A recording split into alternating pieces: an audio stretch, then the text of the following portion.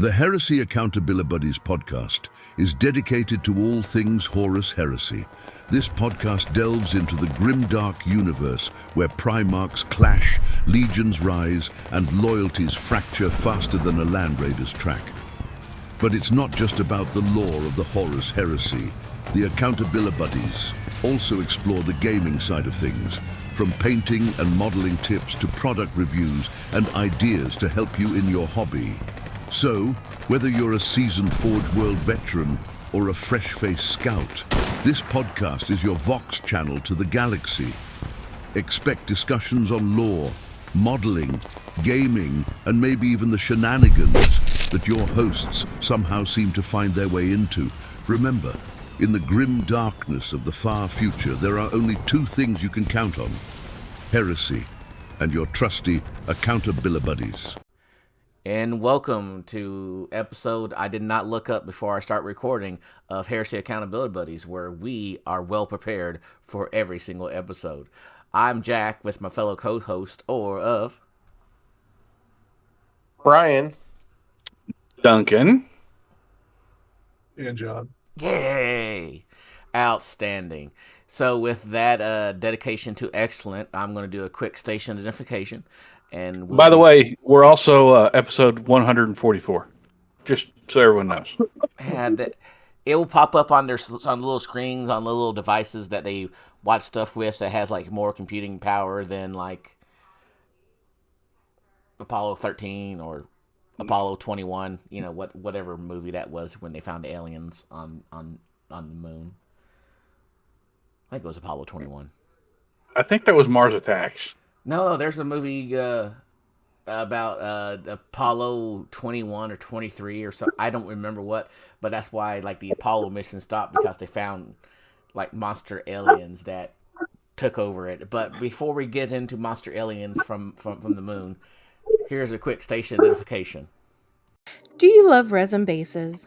Then go to our sponsor, Elric Hobbies, for all of your basing and basing accessory needs. Use code HERESYABB at checkout for a discount.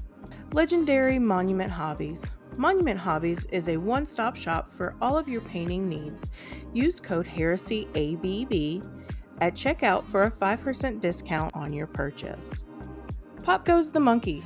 Find maker of third-party accessory bits of arms, legs, backpacks, and more, where you can get 10% off your first order over $125 with code HERESYABB at checkout.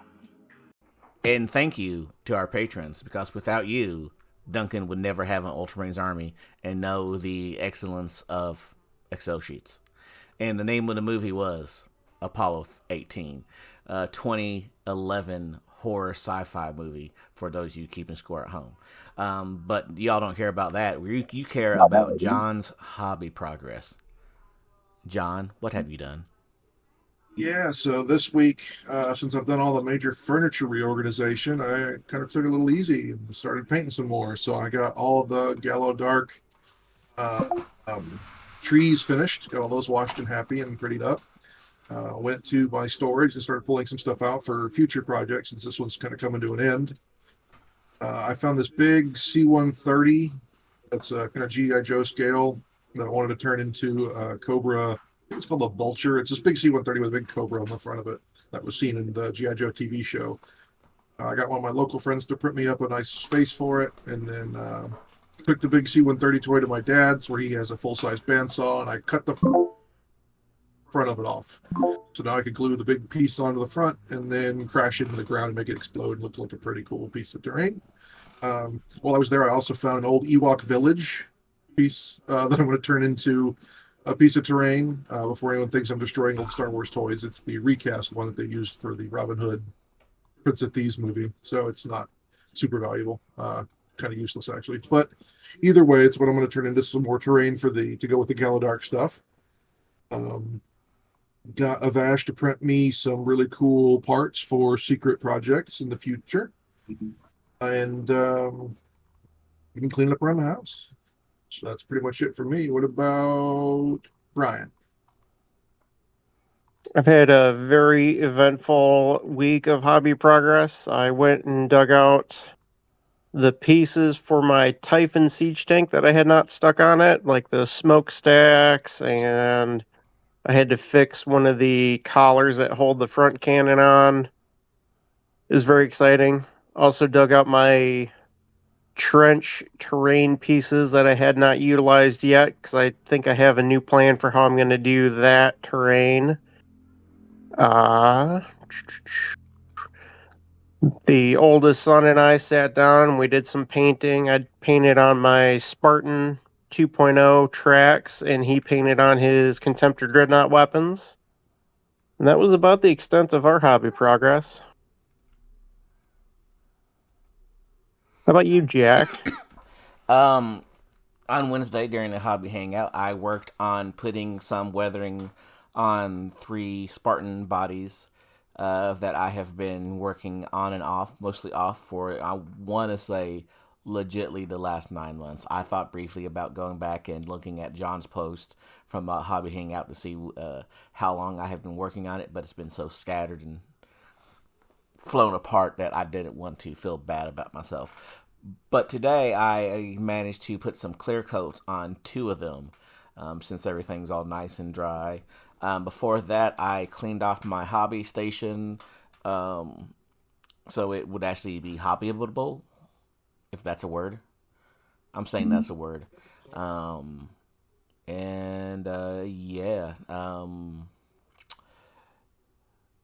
think that's it. I actually did random stuff throughout the week, so after that, I kicked it over to Duncan, for him to tell us what he did. So, this past week, I got all the blues down on 20 of the Tactical Marines for the Night Lords.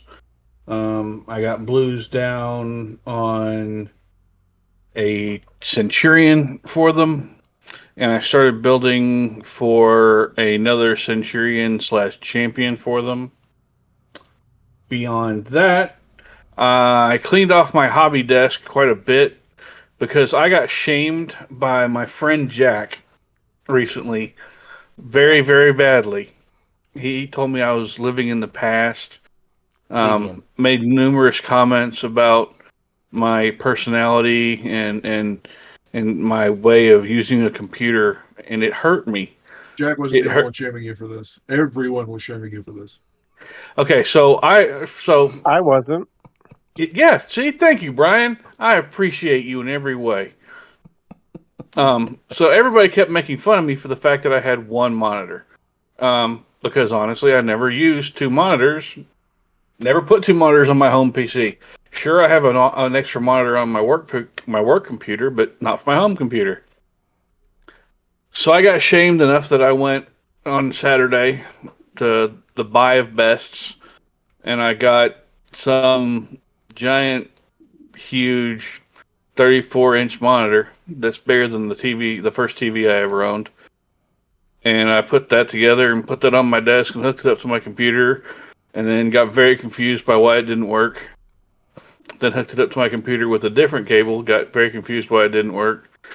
Then hooked it up with the third computer cable option, and then realized that it was probably because I didn't have the power cord seated properly. Went back to the first option, got that seated, and then all of a sudden my computer now had 2 monitors, but I had no sound. Because apparently when you run it through whatever the hell port, it then takes over your sound on your computer. So now I have my speakers plugged into the monitor, not the computer itself, which really kind of makes me wonder in Twitch. So yeah, I now have 2 monitors on my desk, and the new one is noticeably bigger than the other monitor. And I think I'm getting a sunburn on my face from the new monitor. It's so bright and shiny. You know what this means, though, right? No, I don't, Jack, but I'm sure you'll tell me. You need a 3rd monitor now. Do I just need to mount a large screen TV right above my head so I can, when I lean back, I can be like, oh, yeah, there's that too? I don't lean that far back. It's kind of like this. Yeah, see, what I haven't told Jack is that I have screen mirroring, so everything on this monitor is on this monitor too. Oh, my God. Yeah, no, okay, not really. Oh, good, thank God. I didn't really do that. Thank God. Oh, because that would be fucking hilarious. That'd be sad. Yeah, so after putting this one here and seeing the size of this one as compared to the other, I'm sitting here like, do I have enough in just normal monthly screw-off funds to go ahead and get another one of these monitors and put it side by side? Yeah.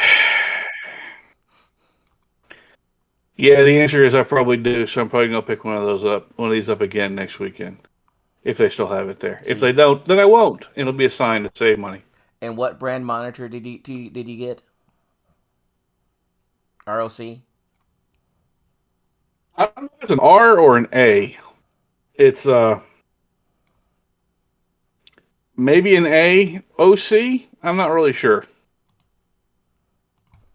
It's got a symbol instead of a letter properly, so it's like an A OC. It works. It does the thing. The problem is if I put a second one this size on the disc or on the desk, it's going to eat into a significant amount of my hobby space where I keep my paint. And that is likely to be an unacceptable answer to me. You need a bigger But desk. yeah. I'm already not able to take this thing out of where it is because it's so big. I don't think I can put a second bigger desk in here and still survive. So yeah, there's my hobby progress. A lot, and then having been shamed by all my friends. It's really sad. It's not sad. Thought you guys loved me. It was out of love that we made fun of you. Yep. I did forget to mention I played a game today. Oh, this I wish to hear about. I tried the Oops All Sentinel list against the Vash, and I forgot one of my trays, so I had to kind of proxy almost 3/4 of the army, kind of seemed like, because I didn't have enough deployment zone, and then I didn't have enough models, and it was kind of a shit show of a game, but it was still kind of an interesting way to play it. I think the army is viable, except for the fact that deployment zones exist. Half of the Sentinels filled the deployment zone. The other half had to outflank, which isn't terrible in 3rd edition, because they can come on pretty much anywhere I want. But it's going to require some actual playing with real models and testing it out more to get it to a better understanding. But it's definitely, I think it's something that might work. Okay.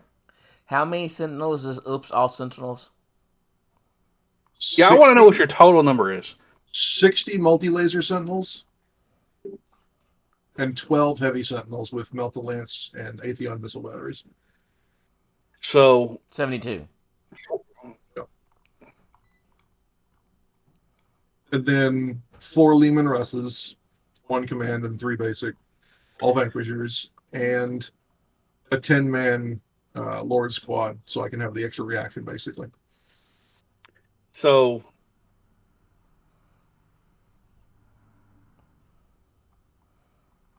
that's how many multi-laser shots in one turn? 200-ish? Yeah, 180. That's a lot of Suppressive shots. one. Yeah, I didn't stun anything. I just blew it off the table. And how do you handle armor value 14 again?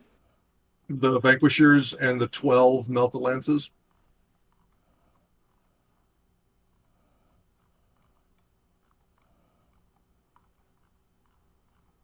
I don't think I like this idea very much, John. I feel like this idea.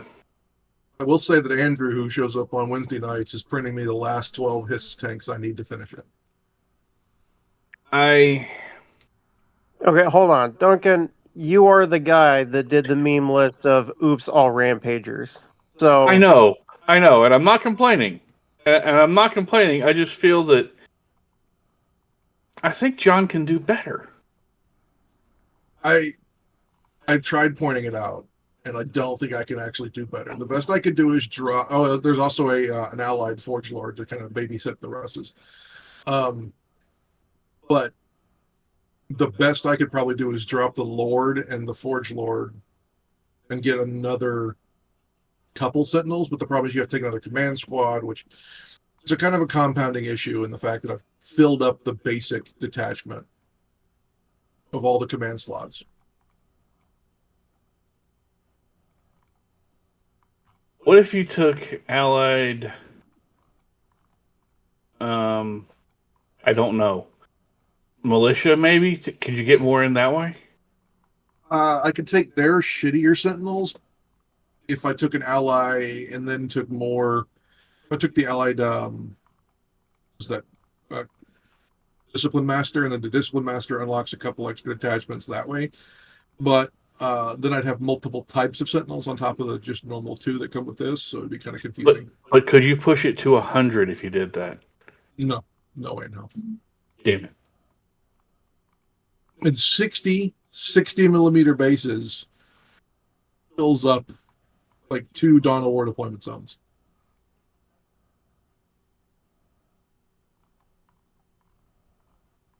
You got to remember the Dread, the heavy Sentinels are on 80s. So they're taking up a lot of real estate. They're almost as big as the freaking Russ. So there's a real estate problem that this list runs into real quick. But so outflanking 30 multi-laser Sentinels is pretty good. If you removed the Lehman Russes, could you bump it up to 100? Maybe. But I don't think I have the slots. On the upside, playing against this army, if you have blast weapons, they're hitting something guaranteed. Oh yeah, whenever he fired a plasma cannon, if he didn't overcharge it, it was just like he overcharged a couple of them, and it was just like kill that squad, kill that squad. It was a lot of hits. All that I'm hearing, John, is that all Sentinels includes stuff that's not all Sentinels. A little bit, yes, but it's because the Sentinels can't do enough killing. Okay. All Rampagers has some Land Raiders in it, so you're right. You're right. It does, but they're there primarily to deliver the Rampagers. So, and I can't do that list anymore anyway. Yeah. But anyway, yeah. Back to serious topics of not throwing more Sentinels onto a table that's already overloaded with them. The news.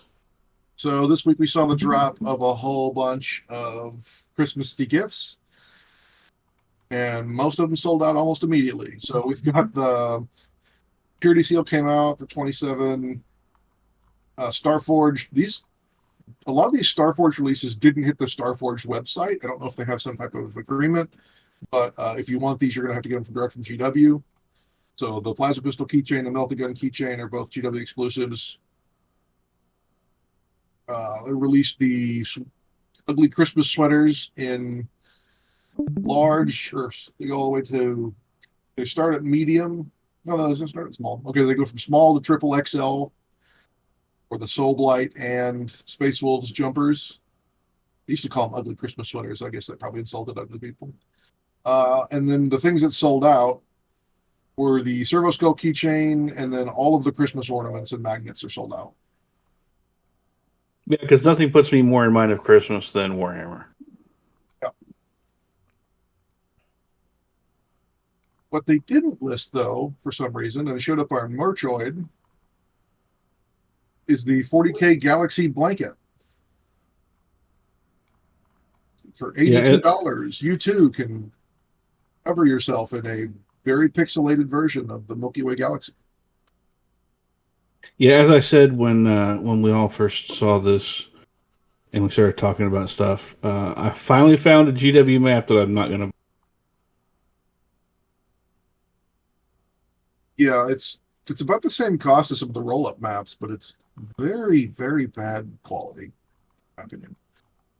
The zoom-in pictures look about like that. It's very, very pixelated. You can barely read anything on it.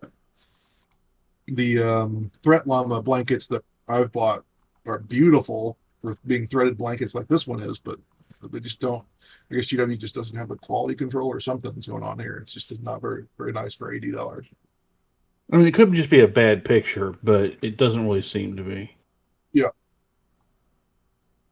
For next week's drops, it looks like pretty much all of the Chaos Dwarves are going to come out. You want to run militia kinfolk, this is definitely a way to do it. So all their artillery, all their shooty guys, the hobgoblins, everything's coming out as separate releases. And then there's a couple of 40K novels. And that's really it. There's not a lot official GW coming out next week. During the week, we got the announcement of the Black Shield PDF. What? Yeah, we did. It came out on Heresy Thursday. Out of the blue. Yeah.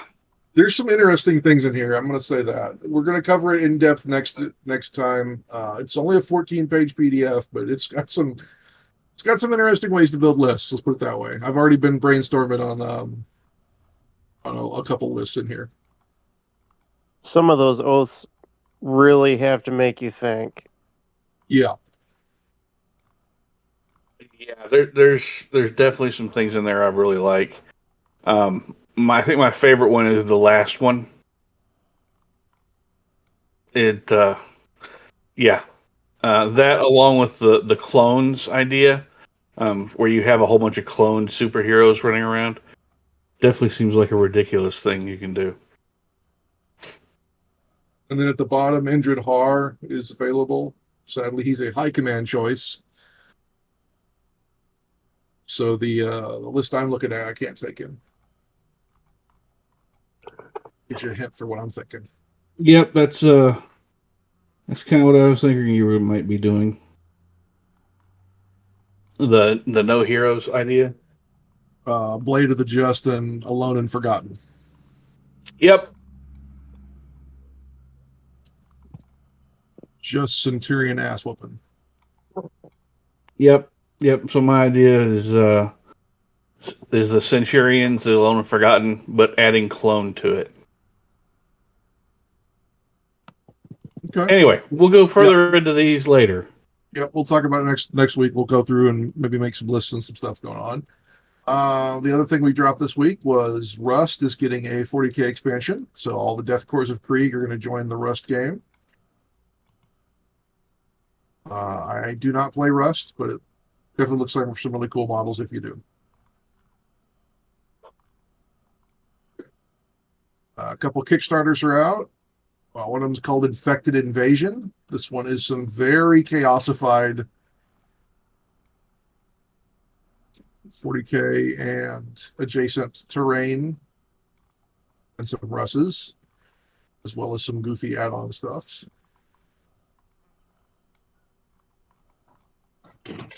This is definitely an interesting Kickstarter. It's pay what you want for the STLs.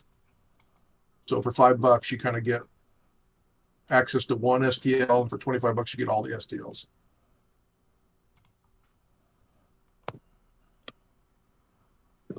You want the chaosiest chaos militia tanks, this is the way to go. The other Kickstarter that I saw that might be really cool for militia builders is Space Beastman's Army. This is both an STL as well as a print. You can order physical models.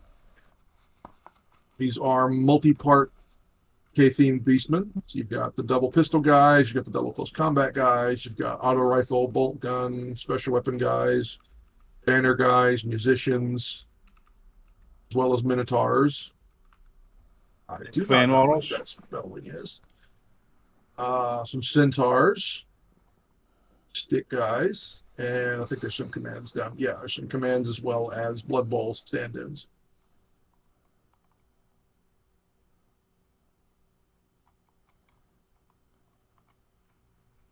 And for a complete STL army, it's only $30. So not bad for everything that's getting unlocked as this Kickstarter goes along. Yeah, no, that's actually pretty nice. And be honest, the openings, one of the opening bits in during the Siege of Terra, I think this is the second book, Yep. where they start throwing those beastmen down as chaff troops. That was really kind of nice. So seeing these actually with heresy-ish guns, it definitely gives ideas for making an army like that for militia, like you said. Yep. The other cool thing I saw was RTLW has Orktober going strong. The first model that comes off the bat is definitely someone that likes to scream about Space Marines a lot. So you can tell where this guy got his inspiration from. It definitely looks really close to the Space Marine 1 Orc War Boss. This one's limited edition. It's only going to be sold for the month of October. And then their other releases are going to be normal releases. Ooh. I really like that one. The Frankenstein one. Yeah, it's Franken Orc and Gobbo Brain. That's what Duncan's looking at. And then there's some Halloween squigs that look like card pumpkins. That's actually kind of adorable. Yeah. Some other things that got dropped. It looks like the StarCraft game is going to be in 33 millimeters. And supposedly these models are going to be about 30% cheaper than GW. The 33 is a weird size. Yeah. The Terran Marine that's pictured is about, I want to say Saturnine Terminator size. Pretty beefy. And then the Zealots come with a bunch of 3D effects to put on for the blades and the shields that they have that are in clear plastic. No official news about these yet. We're just kind of getting snippets and pictures of PowerPoint presentations right now.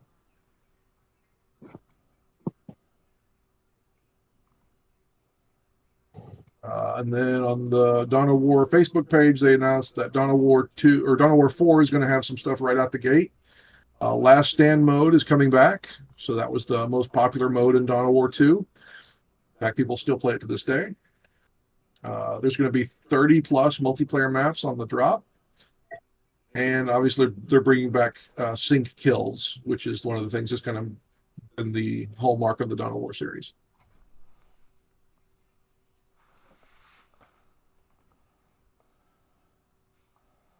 And that's all the news, gentlemen. A little bit of a light news week, but I'm not going to complain too much. Yeah, we got a whole new army. Yep. So Even better, we got fell blades. We do. For only $200 US. I mean, realistically, it's not a bad price for them. I think one of my local stores had them for $189. Yeah, so you get a 10% discount or whatever discount that your friendly local will allow and give. It's all takeable. No complaints about that at all. Still, I mean, it's a plastic fell blade. Beats the heck out of resin ones. I did like the fact that I got one and I cracked it open, and the new Sponson sprue is a separate sprue. So I could see them releasing that separately for the Spartans as well as everything else. Since I'm glad their Sponsons to the Spartan as well as the laser destroyer array has always been there, but we've never really had what it looks like. Now you can actually officially get the gun for it. I'm kind of disappointed in some ways that we didn't get the other super heavies like the Glaive and the Falchion. I kind of wish we had, but I understand why we didn't, because you have to rework the turret, you have to rework the hull. So putting those out as separate kits does make sense. I mean, I get it. It's not exactly how I would want it to be, but it's what it is. And they'll probably come out with a new one or something like that too. Oh yeah, yeah. I would absolutely expect them to release either the Glaive or the Falchion probably before the end of the year. Yep. Or at least preview it before the end of the year, if that makes sense. I could see it this time, 2026, getting another one. Yeah, I could see that too. Yeah, because we're still waiting on the breachers and some other stuff that's coming. Yep, I'm definitely still waiting on those breachers. I've already got 4 boxes of the Assault Marines, so now I'm just waiting on the breachers. I mean, you know, I don't have a problem. I can quit whenever I want. Uh-huh. It's going to be a I'm not scratchy day. addicted. It's not an addiction. Mm-hmm. I will say it's kind of annoying that the freaking hose is a separate piece on the new assault marines. But it looks cool, so I can't complain too much. I like all the chain axes. I'm a Yep. fan of all the chain axes, but I have a few small concerns, but they're realistically hit and miss. I replaced most all of the heads anyway for almost all of my models with Legion specific heads, so it's not like it's a big ordeal for me. But that can be a little bit of annoying getting those to fit on there. I do have one especially- complaint. Oh, Where are my other tank releases? I need more tank releases. Who cares about these assault marines and breachers? I want tanks. okay. Just got to poke fun at all the people that were complaining about lack of breachers in last edition. I think all of us were those people as well. Yep. Just saying. I know. Okay. As long as we're all on the same page here. So, John, we've done the news, we've done the hobby. What are we talking about tonight? Yeah, so our main topic tonight is going a little bit in depth on the new Saturn book. So we'll cover the new detachments that everyone gets access to, talk through the units, and then some of the missions that came out of the book. So first up, obviously, is detachments that everyone gets access to. I know that everyone was super excited about the first one. The Line Breaker Echelon is an Apex detachment, which kind of sucks that it's an Apex detachment, so not everyone can take it. But Line Breaker Echelon comes with 2 of the Terminator ones. I forget what that thing is called. 1 Retinue and 1 Walker Dreadnought attachment. Line Breaker Echelon Apex attachment is selected for an army. You choose 1 keyword, Saturnine, Cataphracti, or Tartaros, and the retinue and heavy assault slots can only have that keyword. So if you choose Tartaros, you've got to have 2 Tartaros squads and a command retinue. You choose Saturnine. Obviously, the Saturnine's command squad is in this book, and same thing for Cataphracti. And then one of those heavy support slots heavy assault slots is a prime choice.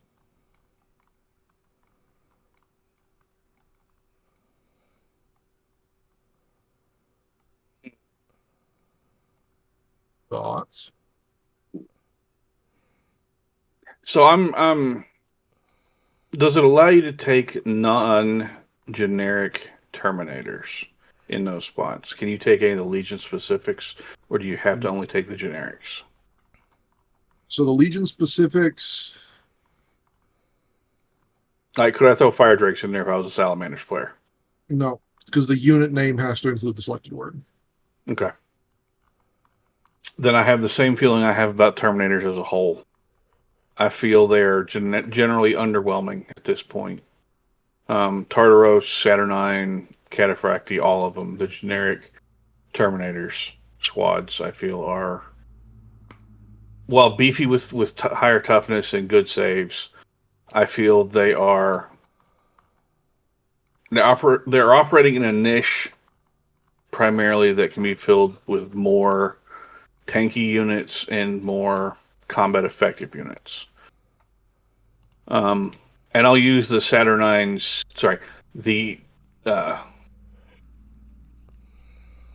Jesus, not the Cataphracti, but the Tartaros Siege Terminators, which I was reading stuff up on yesterday. I feel they are a wonderful choice that is better compared to other heavy weapons teams than to regular Terminators. But I don't feel that regular Terminators, Cataphracti or Tartaros, are in a great spot right now. Saturnine, because of their guns being limited to stuff that has overload, really kind of makes me feel up in the air on them. I'm not sold on them being something I want to include, where I feel is an auto-include. I think we'll get something in the Saturnine. You may like it a little bit, though. Okay. I don't like this being an Apex detachment. I think it has to be because of the the retinue selection. Apex is high command only, right? That's how you get it. Yeah. Okay. So the normal way to take, the only other way to really take the heavy assault slots is with a shock assault auxiliary detachment. You only get 2. So this gives you that plus a retinue and a dreadnought, which is nice. I'm not going to lie. But like you said, Duncan, I think the Terminators are in a little bit of a weak spot. I think Terminator command squads are a little better because of the improved weapon skill, which definitely helps them be a lot more survivable. And the Dreadnoughts are also in kind of a meh holding field right now, as they're not great. So yeah, this is definitely an interesting choice. I like the fact that you can take whatever Dreadnought you want, so you're not forced. If you say Saturnine, you're not forced to take a Saturnine Dreadnought along with your command squad or shooty squads. So it's definitely an interesting choice. I don't know, giving him a prime slot kind of helps him out a little bit. Makes the character, or makes the sergeant a little more survivable if you take the Master Sergeant upgrade. Yes, it does. But the ability to take this as a whole and not lock yourself into taking a Saturnine Dread, I think that's a nice thing to where you could, if you are going to go with a lot of mass Terminators, having the ability to throw a Leviathan in there, or my personal choice right now, a Deredeo, I think that would be a bit more viable and make that a little bit more tempting, because then you wouldn't have to spend a regular slot on a War Machine. Yep. So that's tolerable. Yep. And the only other way to get a War Machine is by itself as a whole other detachment. So Yep. yeah, if you're going to burn your Apex on this instead of Army Vanguard or something else, it's not a bad choice if you're going to be taking some of this stuff anyway. Yeah, if you're already locking yourself into taking Terminators, I could see why this would be something you might be interested in, and getting a Dread that you can throw in there as well for a free slot. Yeah, I could see that being tolerable. Yep. Now, what could be really cool is really neat would be if they had made that Dread slot a prime. That would be a game changer. Oh yeah.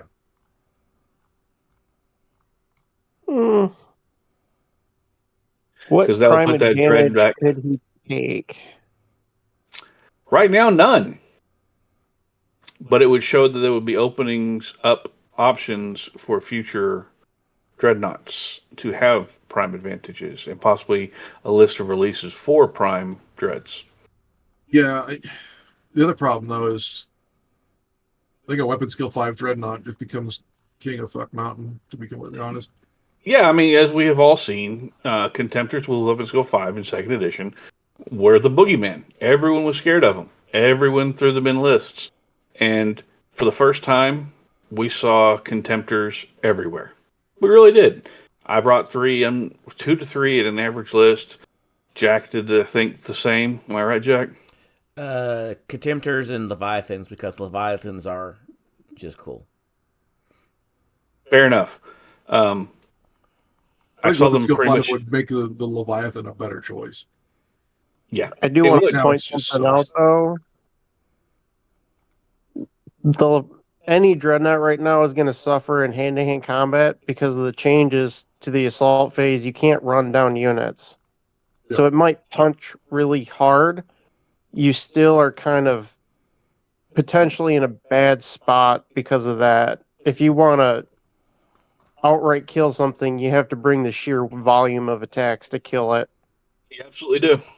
Yeah, that's the problem the Knights have run into. I've noticed with Knights, they run into the fact that 4 attacks is nice until you realize you're either only hitting with half of them, so that's 2, and you're only going to kill max 2 models, or you're fighting someone with a better weapon skill. In that case, you'll be lucky if you hit with 1. Is the Blood Angel Inca, whatever the heck it is, the Jump Dread? Incandius? Yes. Does he have...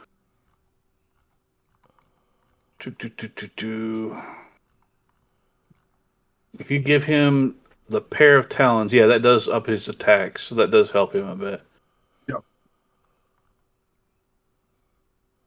Yeah, paired gives him 2 more attacks. It brings him to 6. Yep. So that I mean, it's not as good. Like it was, not as good as regular fists, but definitely makes him more viable for being able to kill more things. Obviously, again, he still can't chase things down and kill them as a whole. Yep. So, yeah, I think with a lot of stuff being more survivable, you've got to go for that straight kill, and that's where dreadnoughts are kind of suffering right now. And if you take a straight shooty one, you've almost got to just make sure it never gets into combat, or it's just going to flail around uselessly. Yep, I agree there. So what's next in the book, John? The other detachment you get access to is the Maelstrom Sentry Battery. If you take a Master of Signals, you can select this auxiliary detachment. Gives you 2 supports and 3 recons. The support slots can only be taken as Arachne Quad Accelerator platforms, and the recons can only be Tarantula Sentry batteries. I will say that Tarantula Sentry batteries, I've seen a lot of people hating on them online just because they're so good to burn reaction points on and lighten people out during their own turn. Really haven't seen it out here, mainly because people haven't gotten them painted up yet, and I think a lot of people are also kind of self-censoring if people online are bitching about something. But it's an interesting choice if you don't want to be burning your supports on Arachnes. I think that's one of the reasons we don't see that thing at all right now, is because the support section for Marines is so full. Yeah, it really is. It's just insane how much stuff is in that slot. Yeah, and I've been singing the praises of the Master of Signals for a while, with the ability for him to swap Vanguard to Line or Line to Vanguard. I have fought against one Arachne platform, and it did well. How did it feel fighting it? I know it's got number one. One of the huge thing I know a lot of people are concerned about is it's a huge footprint, and it's not really the best shooting options. I mean, the shooting will surprise you. That autocannon being 2 damage apiece, it did work against a lot of things. I think people will find that it works well against even Terminators. It's just kind of overshadowed by a lot of other things at the moment. And that support slot, like we said, is so hotly contested. And there's not a lot of Legion-specific auxiliary detachments that open up that slot.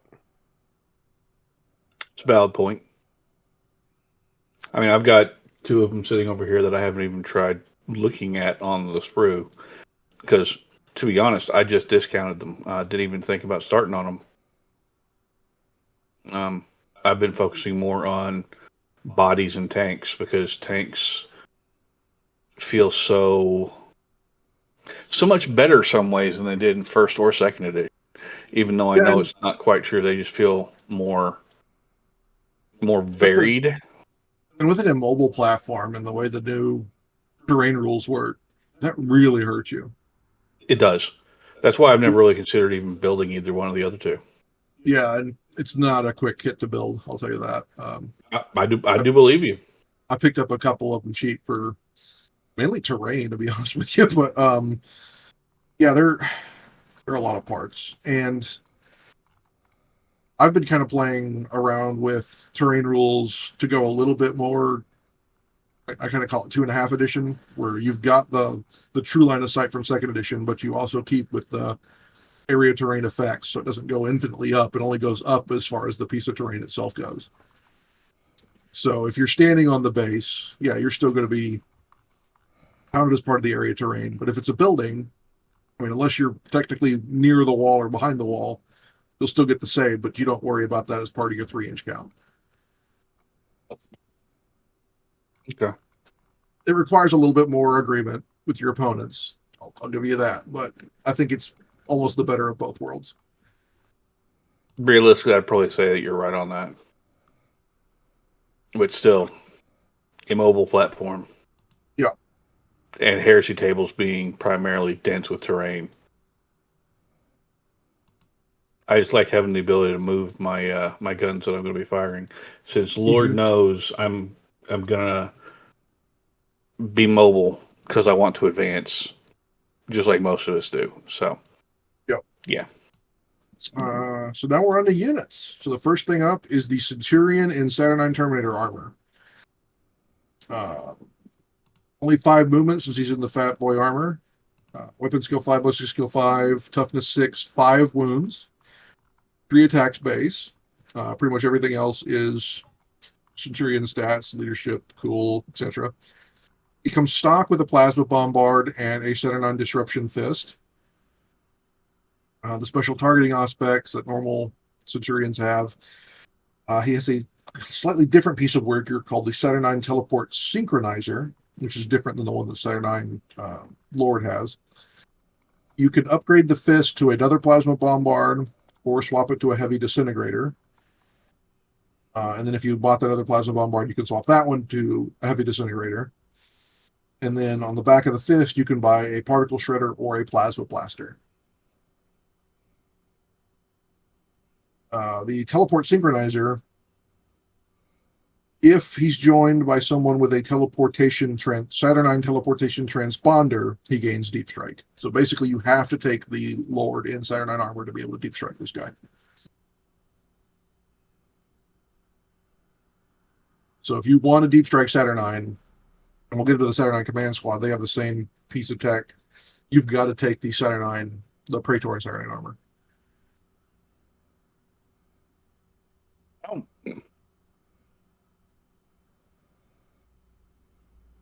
I don't really like that. Yeah. You basically got to build a Death Star of Saturn to be able to Deep Strike him.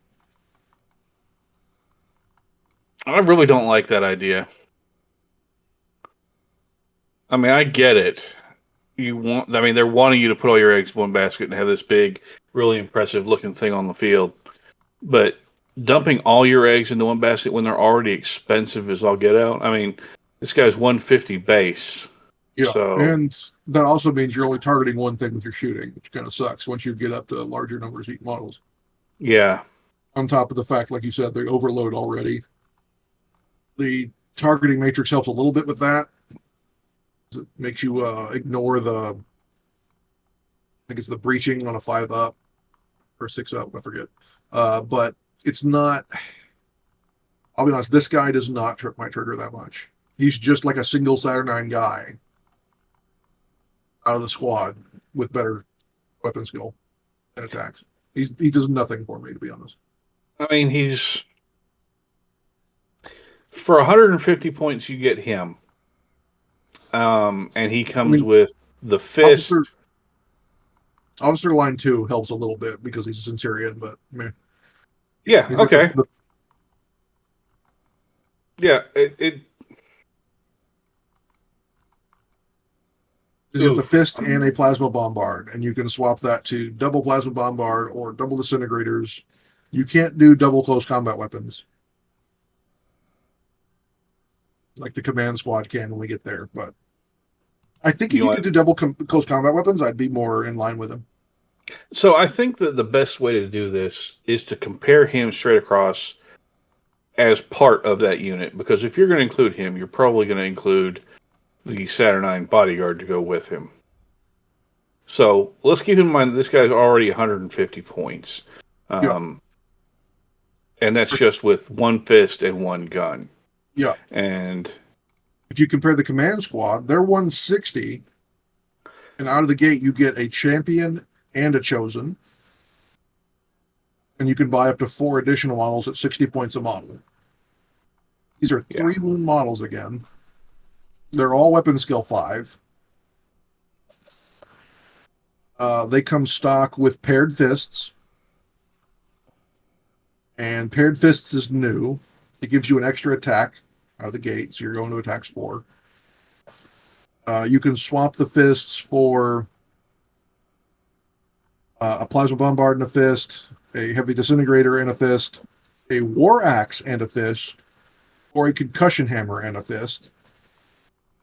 Again, on the back of the fist, you can buy Oh, you can only Shredders or buy one of, blasters. yeah, but you can only buy one of those. I thought you could do double those up. That would be psychotic with the flamethrower. And Yeah, that's what it is. you can also buy a Legion Standard for 20 points. And you can get 4 more chosen lumped in there for 60 points a pop, plus Yep. whatever for the gear if you don't want paired fists. Yep. I'd be worried that without paired fists, they'd struggle with not having enough volume of attacks to do what they need to do. So when you have the paired fists, you have 4 attacks on them. If you take away the paired fists, you're stuck at 3.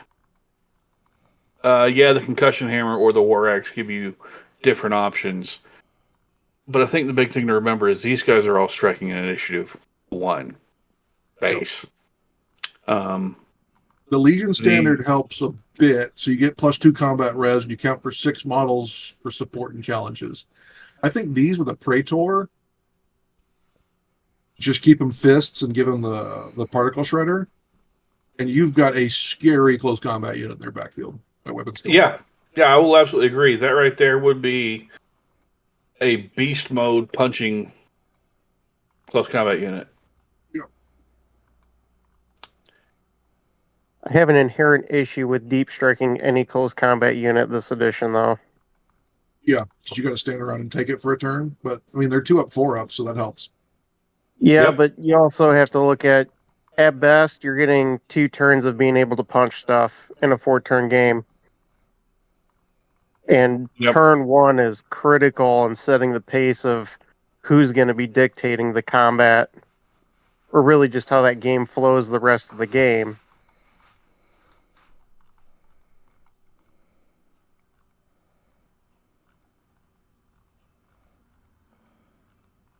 You're So if looking you at lump these guys, 400-point unit.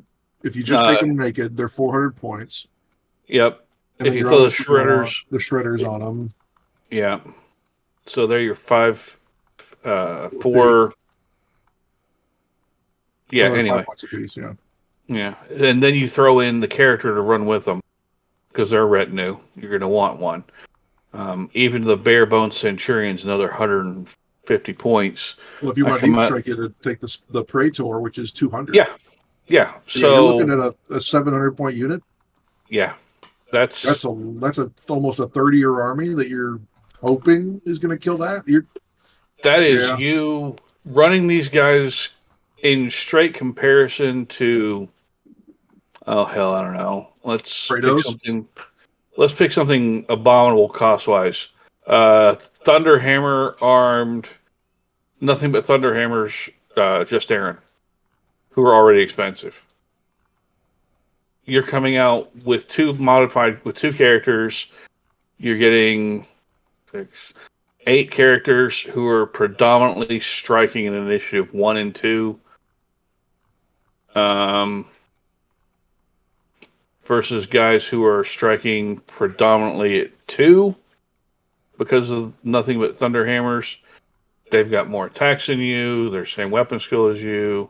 You've got them beat on toughness, but they cost less than you. Yeah, I think if you give them the axes and the hammers, you can do a little bit better in combat, but then you're still sinking more and more points into this unit.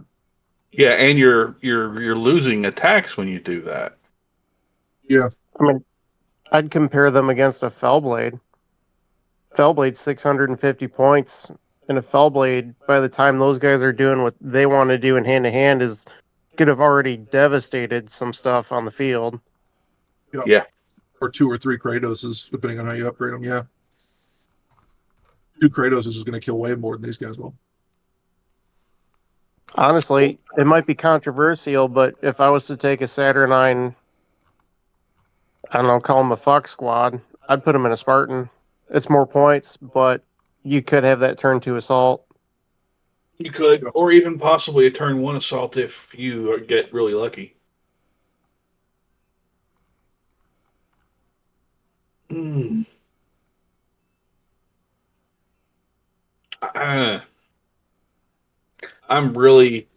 want to like these guys just because of the fact that they're going to be a massive, massive, giant distraction Carnifex right in the middle of someone's backyard. You thump that down and people have to pay attention to it. but I don't think it's going to be combat effective. It's already not shooting effective, because to get it shooting effective, you have to add guns, which drives the already expensive price point up. To get them to deep strike, you got to add characters, which drives the price point up. They move slow. They strike slow, move slow. Late game, I would just run away from you. Yeah, I wouldn't even try to engage. Unless it's to add maybe kill a couple of you to reduce your number to where you have to take tests and maybe see if that's worth something. But probably I'd just ignore them. Feed them a trash unit on turn 3 and then maybe a trash unit on turn 4. If you have some stuff left that is trash at that point, because they'll have 700-800 points tied up in this. That's not going to do anything at all, really, until turn 3. I think one axe in the unit would be pretty good if you have to take them, because of the axe, your base initiative, your base attacks, your +1 strength, and your reaping blow 2. So you're getting more attacks that way. Yeah. But you're not getting the strength bonus that makes the fists so sexy. Yep. You're also not getting the damage profile. Yeah, this is only damage 2, or they're damage 3. Yep. Strength is weird. Overkill. It's 2 times strength and old AP2, damage 3. Strength is in a very weird and different spot now. Because it really feels to me that the only time your strength on a weapon is going to matter is if it's getting you at least a +1 to wound. And beyond that, with the loss of instant death, you don't need that double out anymore. So as long as you're getting some benefit, it's not as big a priority. No.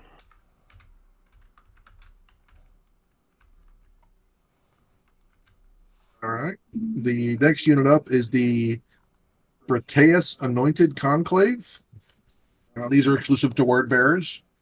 For 240 points, you get a Disciple and 2 Anointed. They're in Saturn armor as well. And you could buy 3 more Anointed for 65 points a model. They come with paired Disruption Fists, a Warp Fire Mantle, and the Synchronizer. They have a Flame 2, Eternal Warrior 1. You could swap one of the fists for a Plasma Bombard, or a Disintegrator, or an Axe. And if you kept the fists, you could get a Particle Shredder. And these guys can buy the Teleportation Transponder for 60 points so they can deep strike themselves. Warp Fire Mantle. At the end of the attack subphase of any shooting phase, the unit, for every unit with a model within 8 inches of this unit, must make a toughness check. A unit that fails this toughness check suffers D3 automatic wounds with a damage characteristic of 1 AP2, with no saving throws of any kind.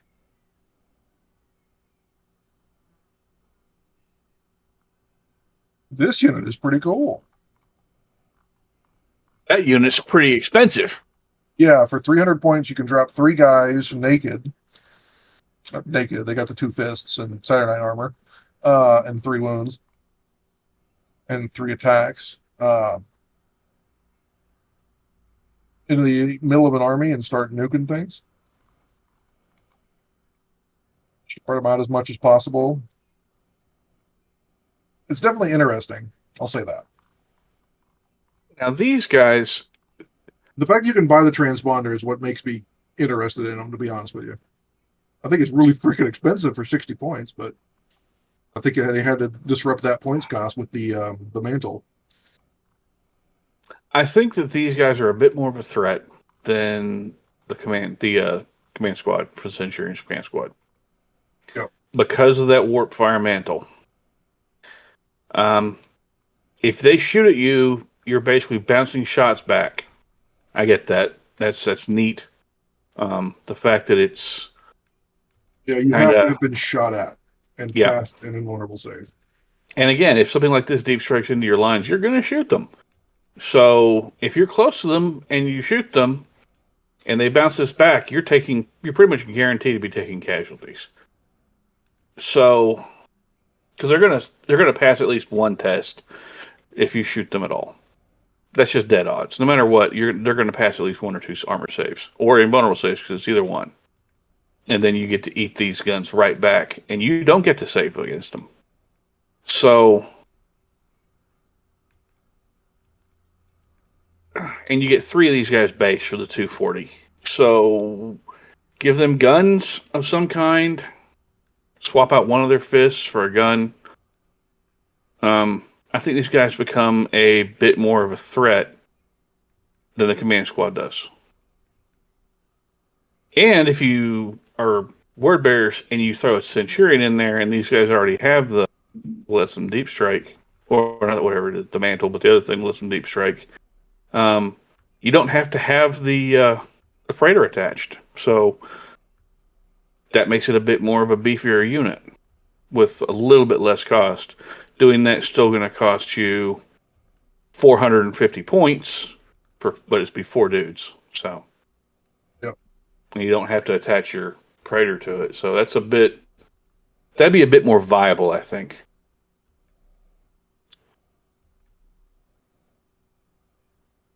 Yeah, I would put the Centurion with him if he could take more close combat attack. I wish he could take the axe or the hammer.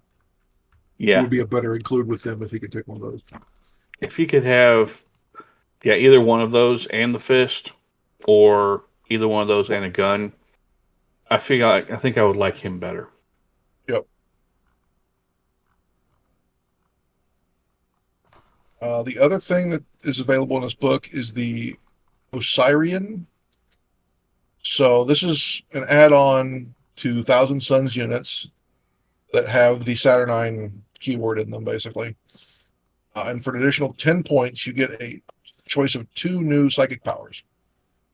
Psychometry, which can be used in the shooting phase to decrease the value of an Overload X special rule on a target unit by -1 to a minimum of 0. And if it's 0, it doesn't have Overload. It makes the Saturnine themselves more survivable, I'll give them that. For 10 points, I would probably do it if I was going to take Saturnine Terminators. Or Machine Empathy. That allows you to restore a wound. The target model regains 1 wound if you pass the test. That's kind of shit.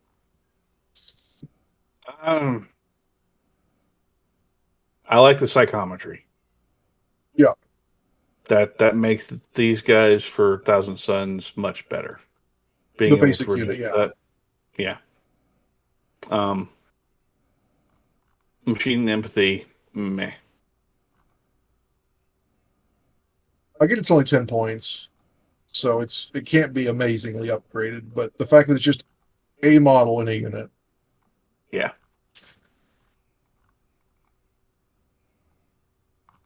But taking away the limitation that Saturnine have with the overload, or reducing it as they have it, that right there turns Saturnine from something I would very rarely take to, if I was playing Thousand Suns, I might actually start including them on a semi-regular basis with that, because that's actually not bad, and I think would be very helpful for that unit if you have them and want to use them.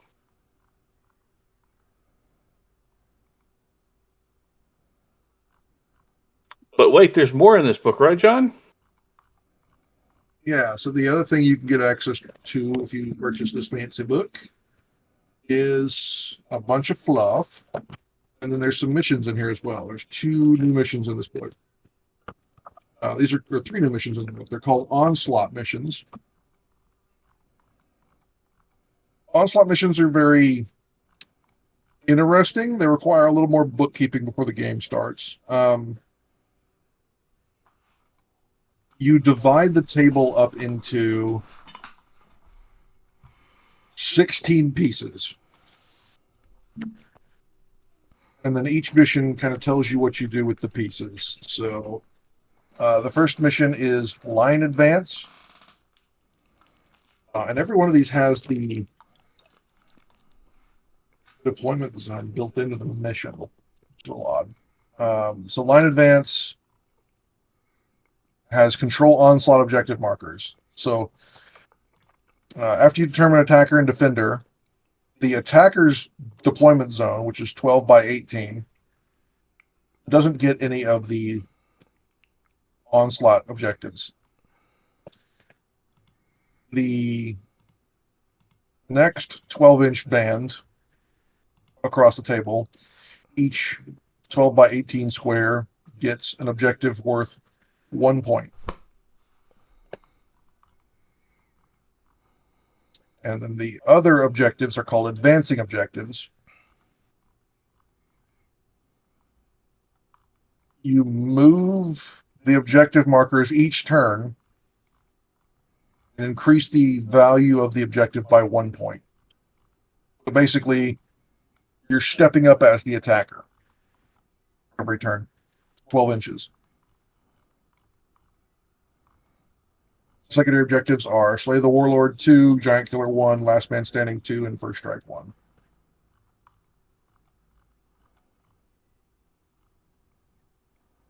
Okay, I'm confused how the advancing objectives seem to work. Everyone can score them, right? Both sides? So it says in each of the attacker's victory subphases, they may score victory points equal to the value of one objective marker they control. And every other objective marker they control in that victory subphase must be advanced towards the defender's battle edge by 1 sector. Okay, and when you score it, are you removing it? No. Okay. And how does the defender score? The defender waits for the objectives to be worth 3 points and on their table edge. Okay. So the defender just sits there and can score them every turn? Well, you gotta realize that's no, because it's a 4x4 grid, right? Yeah. The first turn, let's see if we can just pull this up. Do you have the picture of this mission? I do, but I can't read it. Yeah, I just need the picture of the table layout. Oh, yeah, sure. Hold on. I'll go ahead and share my screen on that. This is the hardest thing to explain in the world, but I think once you understand it, it might be a little easier. Okay, it is. There it is. All right. All right, so let's start in the so basically you see those kind of darker target objectives outside of the attacker's deployment zone. The attacker's on the side of the table. Each one of those is worth 1 point at the beginning of the game.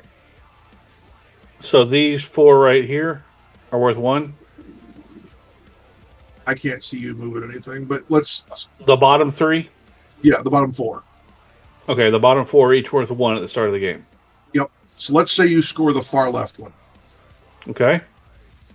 The other 3 advance on turn 2 and are now worth 2 points. Okay. Let's say you score the next one over. Okay, so I'm basically cutting a line.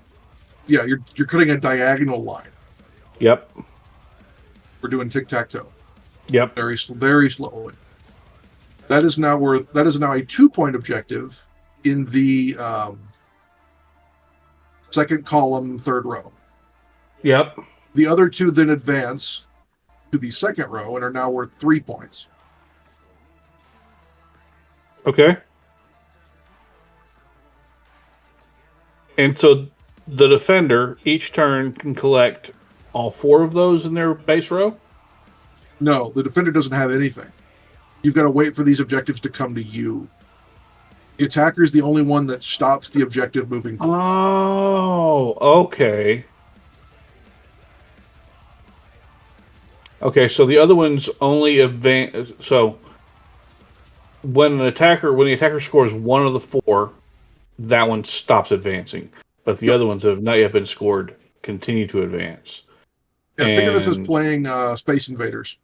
So the objectives are slowly falling up the table. So until someone scores it, or until the attacker scores it. Can the defender run forward and score ones that the attacker isn't going for? Anything that the attacker has placed, like stuck, then they can be scored by either side after it's stuck. But if it hasn't been stuck and scored by the attacker, it can't be scored by anybody else yet. Yep. Okay. Well, once the attacker scores it, it's stuck. So if you miraculously get, as you're the defender, if you miraculously get onto all 4 points and the attacker doesn't have anything, then they advance again. They'll always advance unless the attacker has stuck it. Okay. This seems like a game that seems like a mission of confusion. It is very much bookkeeping, and I don't think most tables are going to be able to play it just because of the way you're going to have to keep moving objectives and make sure you know where they're going to have to be every turn. Yeah, that one doesn't really seem like something that, say, a casual game between Jack and myself in either his house or my basement. I don't think either one of us is going to be willing to sit there and do the additional record keeping beyond we already have to do to be able to want to try that game. Yep. Does that make sense to you, Jack? Yep. It also doesn't sound like anything I would want to do at Adepticon. An event. Yeah. Correct. Yeah. I mean, it's an idea, but I don't think it's a very one I would want to try. Especially because I can kind of see the reasoning behind it. Like in the beginning of the game, you tack down that one. It's only going to be worth 1. So it's not like you're going to be fighting uphill the entire time. Like once the objectives get to you, the defender, they're going to be worth more points, and therefore you can kind of come from behind and score more.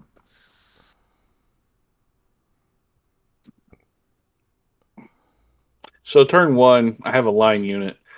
I'm the attacker. I have a line unit, score that one. It's now, I get 3 points. Cool. Turn 2, do the same thing. Well, you get 1 victory point plus your line bonus. Yeah. So I have a tactical squad. I have like 5 tactical squads. Yep. I score the first one, I get 3 points. Yep. Round 2, I score the next one. So the important thing here is you can only score 1 of the objectives in the first turn. The second turn, you can score 1 of the one you stopped, and then any of the other ones that moved forward. Yes. So turn 1, I score 3. Yep. Turn 2, I score 4 plus 3, so now up to 10.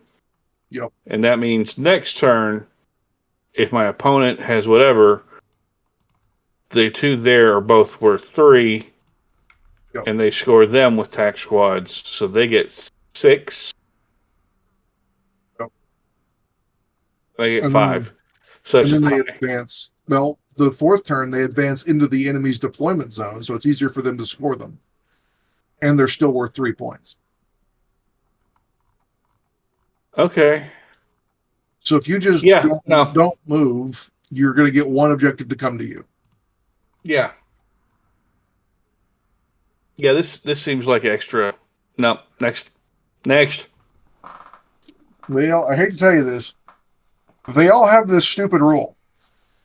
Oh. Yay. The advancing objectives? Yeah, it's just the advancing objectives change where they start the game pretty much for each of the other ones. So the next one is Breakthrough. It has almost the same deployments, except the defender starts a little more forward this time. They start on 2 of the objectives. So they start scoring? Yep. Okay. The attacker still has to advance onto the objectives. Okay. The defender also gets a special rule called Encircling Reinforcements. When a unit is controlled by the defender enters play from reserves, the defender may elect to select any point along their battlefield edge or either of the short battlefield edges from which to bring their unit into play. Jesus. Okay. So basically, you get free alpha. All right. Along with goofy advancing objectives. Okay. And again, The attacker is the only person that's going to stick to the objective in place. So technically, the objectives that are in your defended deployment zone could advance back into your line, even more so, make it harder for the attacker to get them. So you're, as the defender, you're kind of setting up a castle and you're falling back to get more points, and then the attacker's advancing on your castle. Yeah, I kind of gathered that part. I mean, they're thematic. I'll give them that. Yeah. I think they could use help, but they're definitely thematic. I have definitely never seen any mission construction like this before. I'll give them that. Yeah, no, that's it's definitely a unique way of doing missions.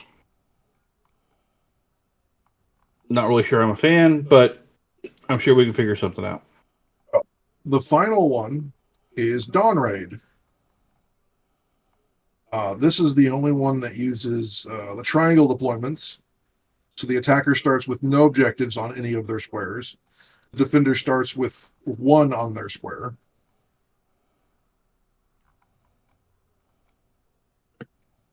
The defender also gets the special rule surprise attack.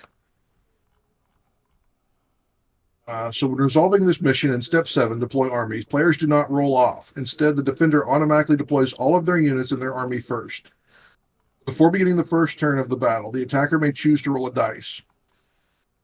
If the attacker result is a 4 or more, then the attacker takes the first turn instead of the defender.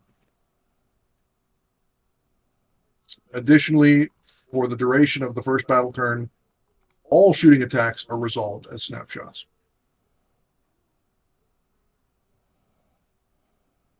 That's interesting.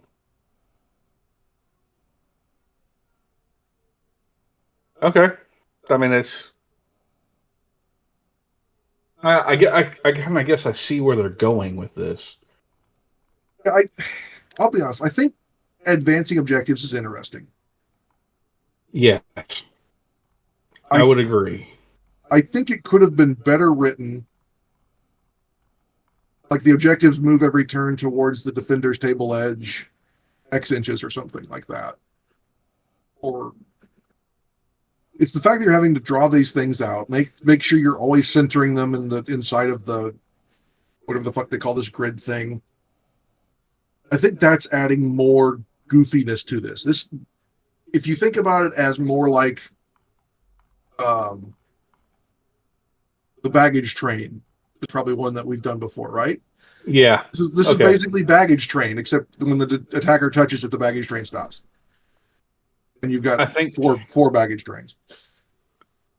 I think this definitely needs a little bit of help, but I can see in getting it to be played anywhere other than a one-off and not at an event one-off. It's interesting, like I said, but yeah. And they all have the same values on the secondary objectives. Slay the Warlord 2, Giant Killer 1, Last Man Standing 2, and First Strike 1.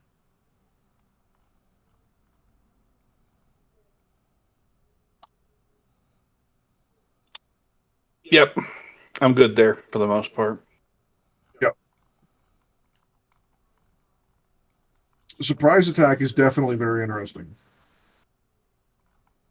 I mean, it gives ideas for things that are a kernel of an idea for how to adjust stuff for the future, but I don't see myself using these or writing these submissions into a game event as a general thing, unless it's maybe as a one-off, to where you're going to play one game this day, one game or two games of other stuff the next day. I don't know. I think it'd be easier if it was like baggage trains and they're worth more points or something. The fact that they increase every turn is a little odd. I guess that's to incentivize the attacker to attack. Yeah. But I get that. Definitely odd. But it's new missions at least. Yeah, no, I like that. That part's cool. Wish they were a little different, but it's what it is. That is really all of this book as far as rules go. You get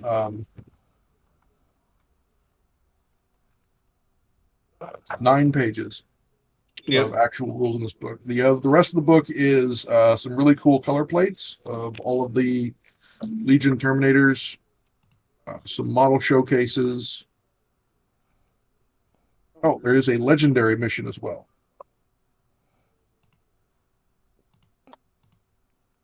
This one is a lot of. Yeah, shall we skip the legendary since we're already running long? Yep. Yeah, this one has specific units you have to take in your army to play this mission, and it's basically a book mission with specific armies to take for it. Okay. And you get specific shots, early game shots with your tarantulas and Arachne quad mortar or Arachne squads, and then a second wave that comes in of other models. You don't have to worry about reserve tests and stuff like that. It's definitely an odd thing to specifically build to play. And then you also get more art of the Urgal Depression, color plates of everyone's Saturnine dreadnoughts, and then fluff for how everyone got access to the Saturnine armor. Gotcha. Well, gentlemen, shall we call it here? Yeah, Yep. I think let's give a review on let's give a score on the book. I can't give a score on the book because I'm a visual person. It's $30. That's all I know about it. Yeah. So for $30, if you had to give it a letter, PDF. I'll give it a sentence. go ahead. My sentence is expensive Warcom article. Yeah. My letter is PDF. If you swap this and the Black Shields, I'd be happy to pay $30 for the Black Shields. Now, the Black Shields PDF, yeah. We'll discuss that one later. Next But week. I enjoyed reading the Black Shields PDF more than I enjoyed the 4 units that came out of those. I'll agree. You want my hot take? Not Please. scared. I give it Doesn't an hurt. F. At Saturnine do nothing for me. The Apex detachment does not appeal. It's kind of not useful for Death Guard, I feel, because we already get so much out of our Reaping Host auxiliary detachment. It's just a $30 book of meh. But that's just me. Yeah, I'm not really getting much out of this book either. Like I said, the attachments, meh. I again agree. I think that this is, as I said, a really expensive Warcom article that could have been better for free. But I get they're going to try to charge for this stuff, and I'm fine with that. Their game, they're going to charge for what they want. I'll choose to vote with my dollars on this one, and I'll keep my dollars. I think a B- or a C+. Like you said, I think it could have. If you combine both of the books we've got for $30, I think it'd be almost an auto buy. Yes. Now, if that was what they were, yep, I'd buy that book. Yep. As it is, I bought the first one already, and I probably won't get this one. Yeah. I think both books, if you have one for your play group, you're fine. I don't see a reason for everyone to buy this book. Agreed. Well, gentlemen, do we have everything we need to shout out for the end of the evening? We finally found out that we were playing in the same hotel we played in last time for our weekly or monthly event at Dallas Games Marathon. So if anyone wants to come join us on the 18th of October, we'll be playing at the Hilton in Plano, Texas on 75. I posted the event page on our Facebook page as well as the North Texas Facebook page. So looking forward to anyone that's local that wants to come play with us. Last time we had 10 people, so we had definitely a full room. I'll be bringing a fan this time It didn't get really hot in there; just got kind of stuffy. It's a hotel conference room; it's going to get that way. But Yeah, that happens. Yep. Brian, anything to shout out? The Grand Rapids group of players, I think, have an event coming up soon. I've asked the guy that is typically their ringleader for more info, but I've not heard back from him. Golden Rhino Games has an event coming up, I believe, on the 18th as well. If they haven't sold out yet, I believe you could find more info at goldenrhinogames.com or on their Discord. Believe that's all we got going on up in this neck of the woods at the moment, other than the usual 30K days at the various stores.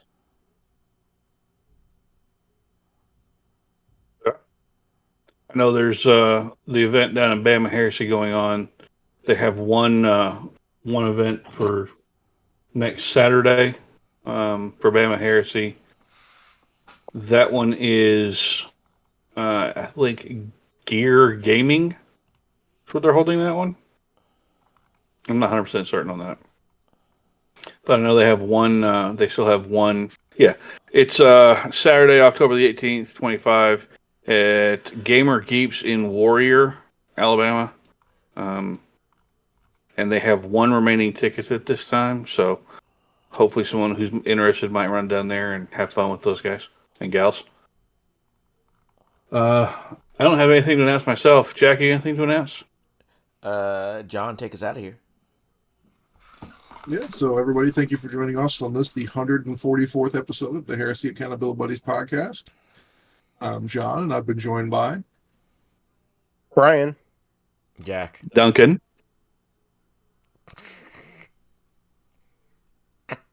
Yep. Yeah. Go ahead, John. Finish this off. Yeah, and always remember to stay accountable to yourselves, to your buddies, and your hobby. And we'll talk to you next time. Good night, all.